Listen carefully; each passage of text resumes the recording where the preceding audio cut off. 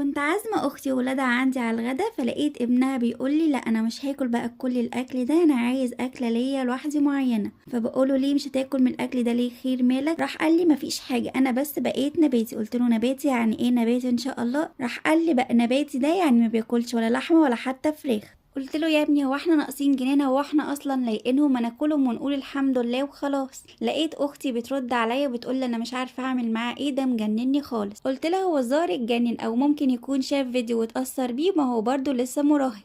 معلش تعالي ناخده على قد عقله ونعمل له برضه اللي هو عايزه، المهم ان هو ياكل وخلاص. لقيته بقى بيقول لي ايه ده انت عامله المكرونه بالوايت صوص اللي انا بحبها بس. قلت له بقى يا خساره هي بالحليب وكمان بالفراخ. قال لي مش مهم الحليب، اعملها لي بالحليب عادي بس شيلي منها الفراخ.